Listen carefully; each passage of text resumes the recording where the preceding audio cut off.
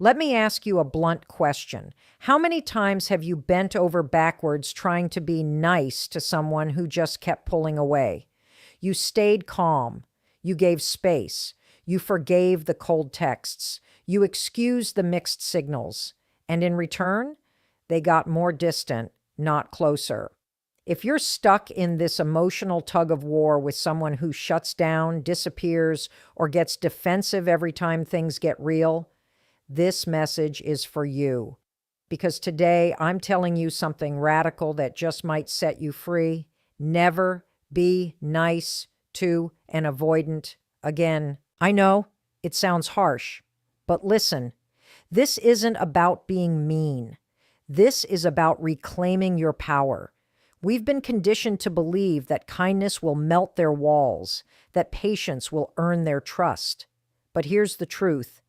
With an avoidant, the more you tolerate emotional breadcrumbs, the less they respect you. Being nice to someone who's emotionally unavailable doesn't create safety. It teaches them that they can avoid accountability. So if you're exhausted by inconsistency, if you're constantly second-guessing yourself, if you're hoping that one more act of kindness will finally make them see your worth, stop. Watching this till the end could be the shift you've needed for years. Being nice enables avoidance, not intimacy. This truth is hard to digest, especially if you've spent years believing that kindness is always the right approach. For many people, being nice is a default setting, a survival strategy learned early in life to keep the peace, avoid conflict, or win love. But when you're dealing with someone who has an avoidant attachment style, being nice doesn't foster closeness. It feeds the very mechanism they use to escape it. When your niceness becomes a pattern of over-accommodating, minimizing your needs, tolerating emotional distance, and constantly giving second chances, you're not actually building connection. You're enabling emotional unavailability to thrive in silence. You're rewarding the absence of effort with the presence of patience. And over time, you start teaching them that they can disengage, withdraw, and evade, and still keep access to your heart. What we need to recognize is that avoidance thrives in environments with low accountability and high tolerance. The avoidant partner often struggles with vulnerability, intimacy, and emotional transparency. That's not new information. But what often gets overlooked is how their partners, especially empathetic, nurturing individuals, unconsciously become enablers of this dynamic. When you're nice in the face of repeated avoidance, you become predictable in your emotional labor. You show up. You text first. You forgive. You chase. You accommodate their detachment, all while shrinking your needs to fit within the limits of their comfort zone. But here's the catch. The more you do that, the more they rely on your emotional flexibility and less on their own ability to regulate or connect. Your niceness makes their discomfort easier to avoid. It shields them from the discomfort of growing up emotionally, and ultimately, it lets them believe they don't have to change. Avoidants don't interpret your niceness as devotion. They often see it as space, emotional space, psychological space, space to hide, retreat, delay, and avoid. They interpret your lack of pressure as permission to stay disconnected. In a healthy relationship, kindness paired with mutual emotional effort builds safety. But in a relationship with an avoidant, kindness without boundaries breeds imbalance. It becomes the emotional currency that allows the avoidant to stay in the relationship without fully investing in it. They receive the benefit of your emotional consistency without having to match it. And slowly, the dynamic shifts. You are the emotional anchor, and they're the drifting boat. The more you hold steady, the more they feel free to float farther away. What's even more complicated is that niceness often disguises itself as emotional strength. You tell yourself you're being mature, grounded, patient, but what you may actually be doing is suppressing your real emotions. You bottle up your frustration. You talk yourself out of expressing hurt. You downplay how much the lack of reciprocity is impacting you. You walk on eggshells, all in the name of not pushing them away. And this is where it gets dangerous, because the very thing you fear, losing them, is often the consequence of continuing to betray yourself in silence. You can't build emotional intimacy by avoiding emotional truth. Being nice becomes a mask you wear to keep their love, but underneath it, you're hurting. You're feeling abandoned, unseen, emotionally malnourished, but you stay quiet because you think asking for more will scare them off. Here's what we miss. Avoidants already fear closeness. That fear isn't because you ask for too much. It's because closeness triggers unresolved wounds from their past. So when you try to nice your way into their heart, you're not removing their fear. You're simply avoiding your own. The fear of being rejected, the fear of seeming needy, the fear of not being enough. So you make yourself less threatening, more palatable, emotionally low maintenance. You think that if you're just good enough, patient enough, calm enough, they'll finally feel safe enough to let you in. But that's not how this works. The more you lean in with niceness, the more they lean out with avoidance. The emotional gap widens, and eventually you find yourself stuck in a cycle where your kindness is met with coldness, your vulnerability is met with silence, and your presence is met with absence. Being nice without limits doesn't create emotional safety. It creates emotional passivity. The avoidant partner doesn't feel inspired to grow. They feel licensed to stall. They become comfortable in the dynamic because they never have to confront the consequences of their distance. You teach them unintentionally that they can avoid without losing you. That's not love. That's emotional self-erasure. And over time, your kindness starts to look a lot like self-neglect. The longer you stay in that role, the one who always forgives, always reaches out, always adjusts, the harder it becomes to step out of it. And that's when you realize your niceness hasn't built a bridge between you two. It's built a cage around you. This is one of the most misunderstood truths in emotionally complex relationships. We often assume that the reason someone pulls away is because we were too intense, too emotional, too reactive. So what do? We tone it down. We stop expressing ourselves fully. We choose softness over honesty, politeness over boundaries, and quiet suffering over confrontation. But here's the twist. Avoidantly attached individuals aren't running from conflict. They're running from closeness. They're not afraid of a little heat. They're afraid of intimacy. They can handle arguments.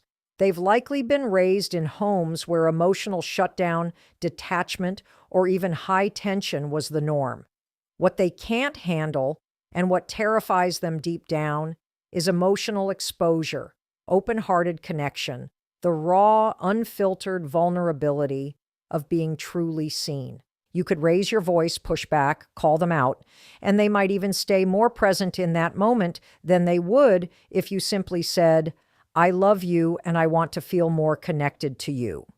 That second statement, that's the trigger. That's where their survival brain goes haywire. Because vulnerability to an avoidant feels like surrender. It feels unsafe, unfamiliar, even threatening. Not because you are unsafe, but because their earliest associations with emotional closeness are usually inconsistent, overwhelming, or conditional. To let someone in for them is to lose control. It's to risk being invaded, smothered, criticized, or abandoned. So they build walls. Not to punish you, but to protect themselves from emotional exposure that they never learned to handle. Now let's look at what happens when you, as a partner, confuse their shutdowns as reactions to pressure or conflict. You may start minimizing your emotional needs, thinking that you're being too much or that you're the problem. You say less, ask less, want less. You smile when you're disappointed.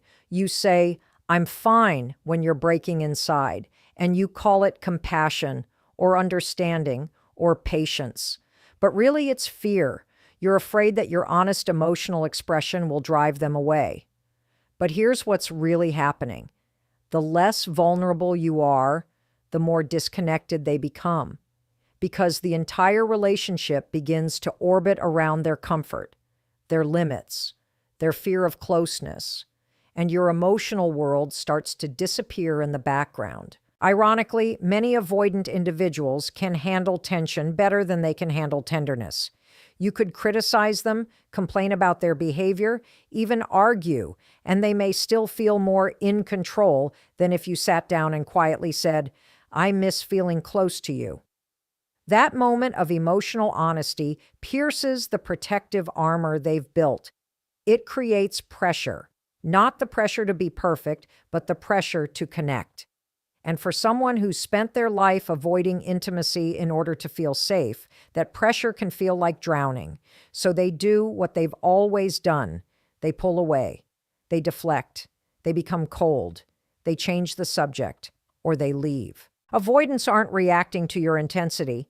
They're reacting to your authenticity. That is what destabilizes them.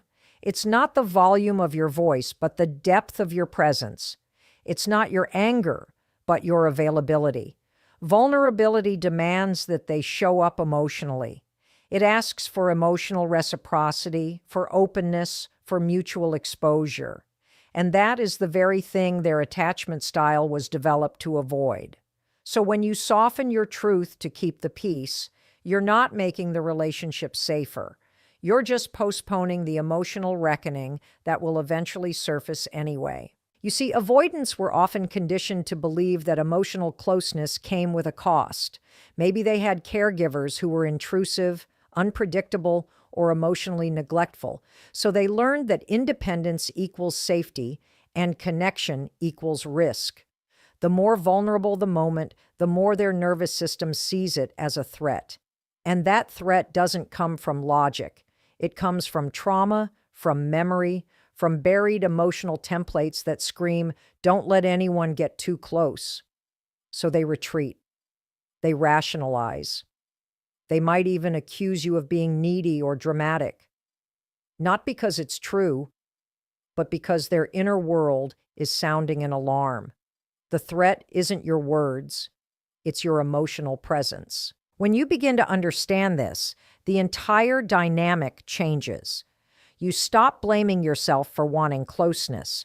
You stop tiptoeing around emotional truths. You stop assuming that keeping it cool will keep them connected. And instead, you start seeing avoidance for what it really is. Not a response to conflict, but a defense against connection.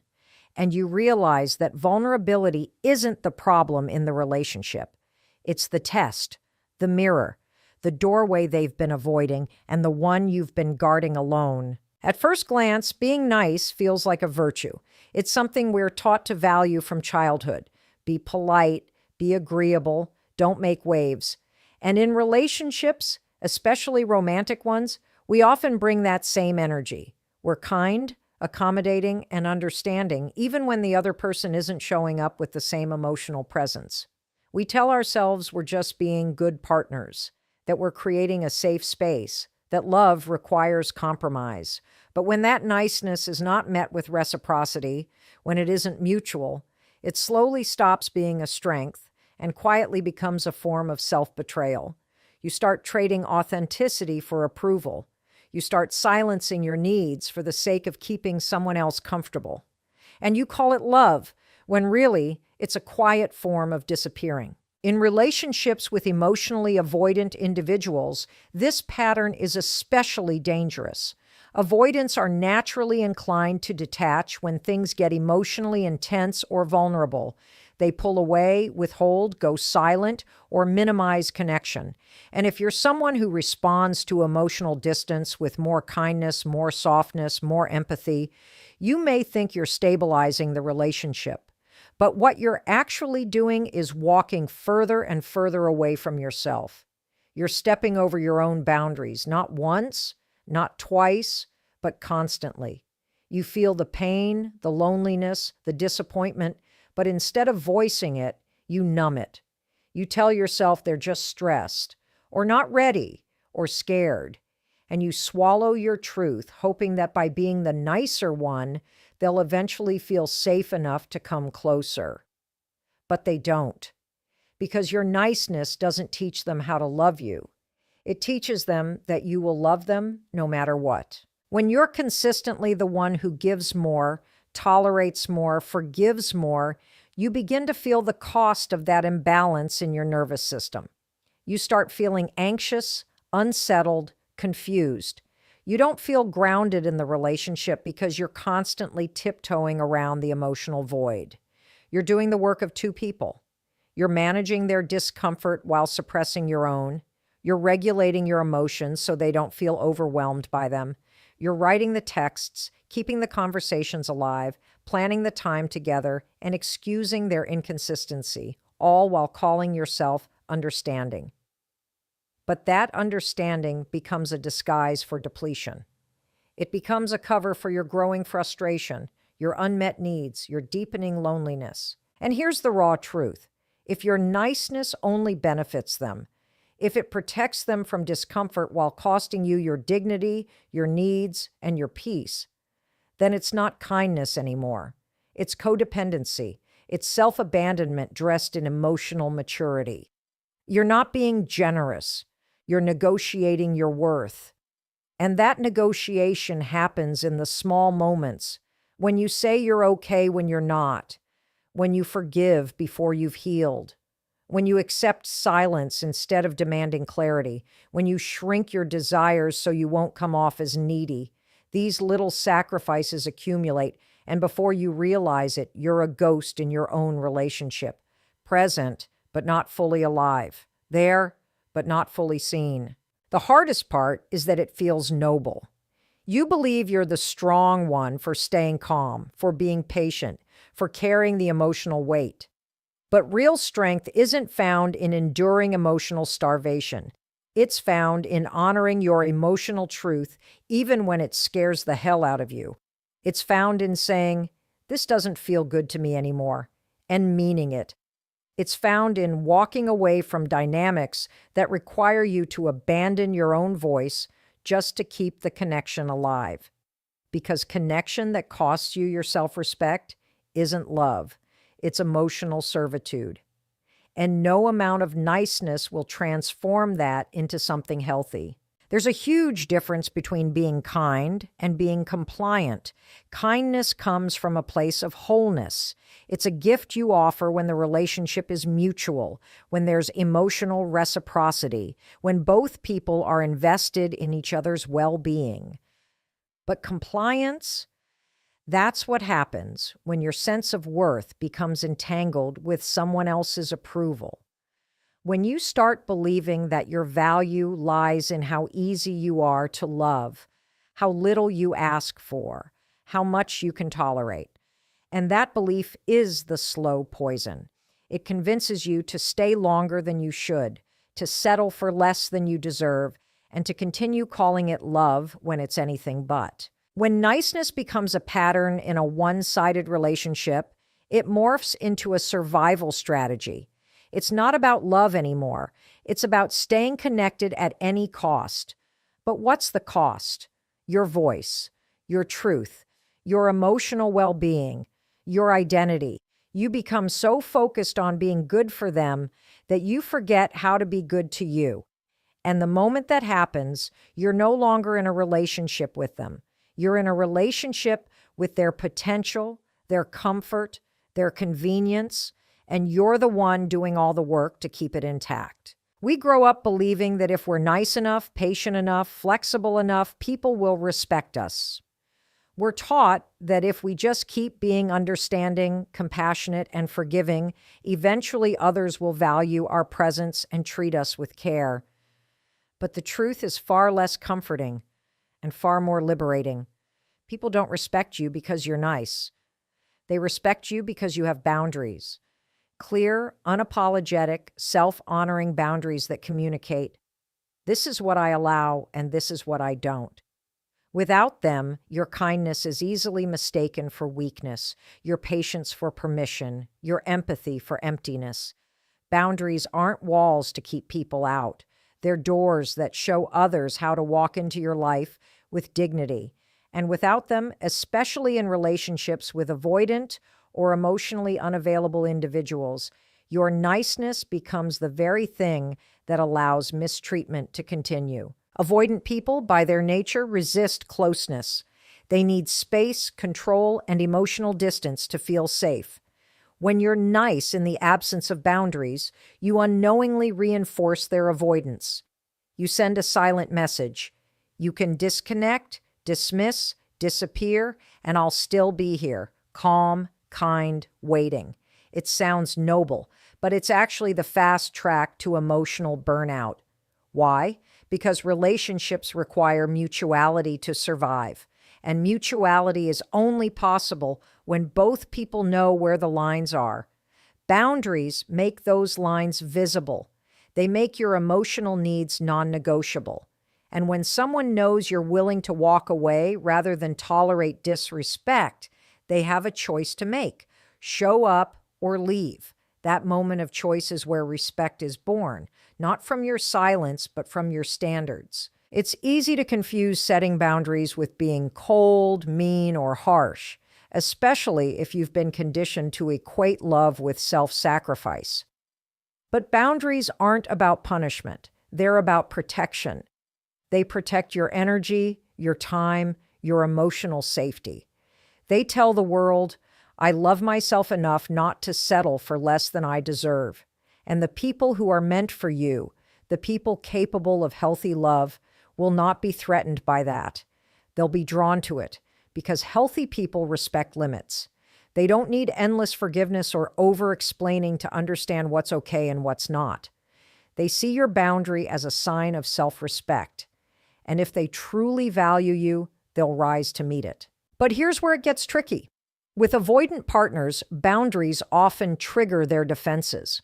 They might accuse you of being dramatic or too much.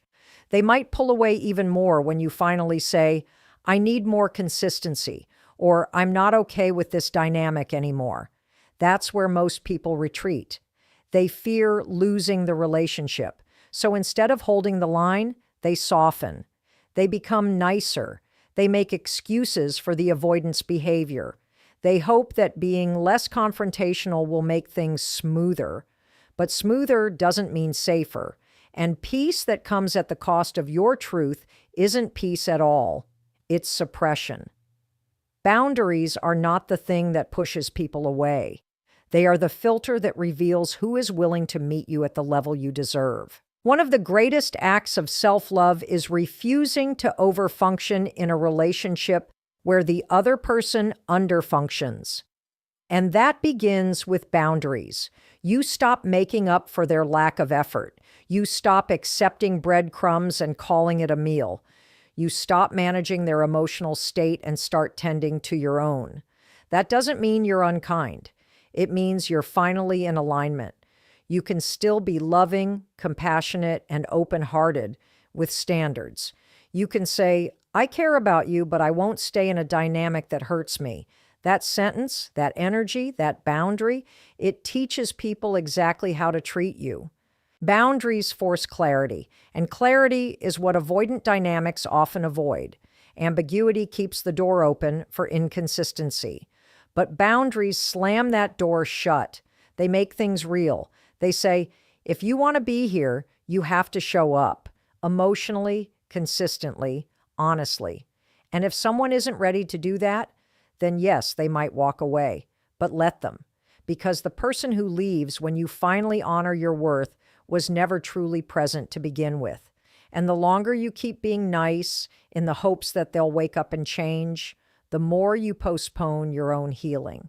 The more you delay the arrival of someone who actually values what you have to give. So if you're stuck in a relationship where your kindness is being met with avoidance, inconsistency, or indifference, it's time to stop turning yourself into someone easier to love. It's time to start turning toward yourself. You don't need to explain your boundaries to be worthy of them. You don't need to justify wanting clear communication, emotional availability, or mutual effort. That's not too much. That's healthy, that's normal, that's necessary, because the goal isn't just love. The goal is respectful, reciprocal, real love. and that only begins when you draw a line and refuse to cross it for anyone. This is one of the hardest truths to face when you love someone who is emotionally unavailable, avoidant, or deeply wounded. Your heart is in the right place. You see their pain. You see the little glimmers of vulnerability, those rare moments where they soften, where it feels like the walls might finally come down. And you think, if I just love them enough, if I stay steady, if I prove that I won't abandon them, maybe, just maybe, they'll feel safe enough to let me in.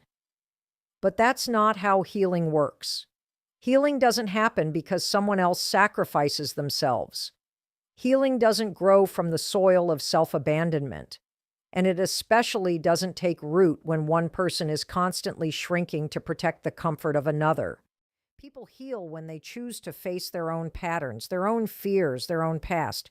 You can hold space, but you can't fix it. You can be present, but you can't protect them from themselves. And most importantly, you can't make someone emotionally available by disappearing your own emotional needs. Yet this is what happens in so many relationships with avoidant partners. One person becomes the emotional container, the anchor, the therapist, the forgiver, the understanding partner, while the other continues to withhold, evade, and retreat.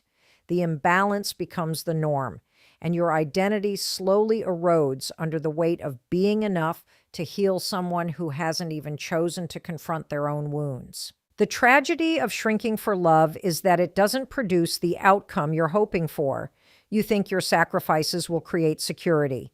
You believe that by being endlessly kind, endlessly patient, endlessly available, they'll finally realize you're safe. But avoidants don't recognize that kind of sacrifice as love.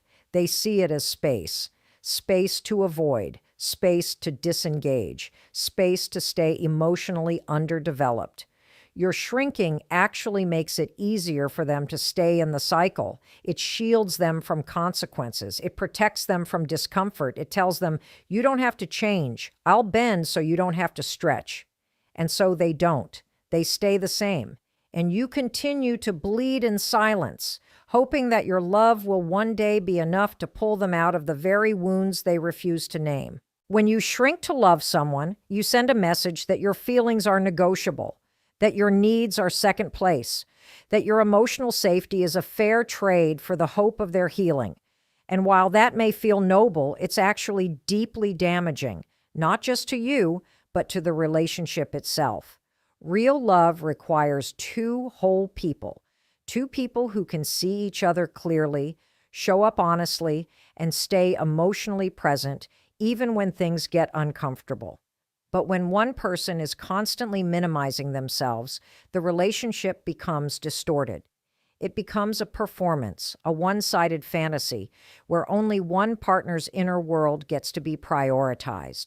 You can't teach someone that love is safe by hiding all the parts of you that need to be loved. You can't model emotional intimacy by masking your vulnerability. You can't become more lovable by becoming less you. And that's what shrinking really is. It's a slow erosion of your authentic self in hopes that your smaller, quieter, more convenient version will be enough to unlock someone's capacity for love. But love born from self-erasure is not sustainable. It's not intimacy. It's emotional martyrdom. And no amount of emotional contortion will make someone evolve who hasn't decided to grow. Healing is personal, it's sacred, and it is never something you can give to another person, no matter how deeply you care. You can support, you can witness, you can stand beside them, but you cannot carry their transformation on your back. You cannot carry the relationship alone. And you absolutely cannot trade your identity for the illusion of closeness. Because every time you shrink to keep someone in your life, you teach yourself that love requires self-neglect. You teach your nervous system that connection is only possible when your own needs are silenced. You teach your heart that the only way to be loved is to disappear. For most of your life, you've probably believed that being nice is what holds relationships together. It's what keeps the peace, earns approval, avoids rejection. You've been taught that if you're polite enough, accommodating enough, agreeable enough, people will like you, stay close to you, maybe even love you. But there comes a point, especially in emotionally lopsided relationships, when niceness becomes a mask, a survival strategy, a watered-down version of your truth. And in that moment, you're no longer fully present in the relationship. You're managing it, performing in it, playing the role of the easygoing, low-maintenance partner because somewhere along the line, you were convinced that expressing your real needs, your real emotions, or your real boundaries would be too much. But here's the thing. Being nice is not the same as being kind. Niceness is often rooted in fear. The fear of abandonment, rejection, or conflict. It's the version of you that says yes when you want to say no. It's the part of you that smiles through discomfort, avoids hard conversations, and downplays your pain just to keep things smooth. But the truth is, smooth isn't always honest, and harmony that's built on your silence isn't peace, it's pressure. You start to feel disconnected not only from the other person, but from yourself. You stop recognizing your own voice. You start questioning your own feelings, and the relationship begins to feel more like a trap than a connection. The moment you stop being nice, everything changes. That's when you stop sugarcoating your truth. That's when you stop saying it's fine when it clearly isn't. That's when you stop cushioning your words to protect someone else's comfort at the expense of your own clarity. You stop being emotionally polite and start being emotionally honest. You speak from your core instead of your conditioning. You start saying things like, "This doesn't work for me," or "I need more consistency," or "I'm not okay with being treated this way." And suddenly, you're not playing a role anymore. You're showing up as you, not the agreeable version, not the edited version, but the version that knows how she feels, knows what she wants, and isn't afraid to stand in that truth, even if it shakes the dynamic. Of course, the shift from nice to real doesn't come without resistance. When you've been the nice one for so long, people get used to it. They get comfortable with your emotional flexibility, your forgiveness, your silence. They rely on it. And when you take that away, when you start asserting yourself, speaking up, pushing back, it can feel disruptive. People might call you selfish, difficult, or dramatic. Not because you are, but because they're no longer benefiting from your self-neglect. They're no longer in control of the emotional narrative. You're no longer easy to manipulate, guilt trip, or ignore. And that discomfort you feel, that's not a sign that you're doing something wrong. That's a sign that you're finally doing something different. Being real is messy. It's not always received well, but it's the only path to authentic connection. Because if someone can't handle your truth, your boundaries, your needs, your emotional reality, then they were never connecting with you to begin with. They were connecting with the version of you that made them comfortable. And that version, as convenient as it may have been for others, was slowly suffocating your soul. Real love, real intimacy, real partnership requires realness, not perfection, not endless patience, not pretending, but raw, honest, imperfect presence. And that presence starts the moment you stop caring more about how you're perceived and start caring more about how you feel. When you stop being nice, you reclaim your emotional space. You start telling the truth about what hurts, what's missing, what's needed. You stop apologizing for being human. You stop shrinking. You stop managing everyone else's emotional state while abandoning your own. You begin to realize that love that asks you to edit yourself isn't love. It's control. And connection that depends on your silence isn't connection. It's compliance. You don't need to be liked by everyone. You need to be known by the right people. And the right people will not flinch when you stop performing niceness and start revealing your truth. They'll meet you there. They'll respect you more, not less. Because nothing is more magnetic than someone who's unapologetically in their own truth. The moment you stop being nice, you step out of the role you were never meant to play. The role of emotional caretaker, peacekeeper, fixer, forgiver, and you step into the role of your most authentic self, messy, bold, imperfect, but real.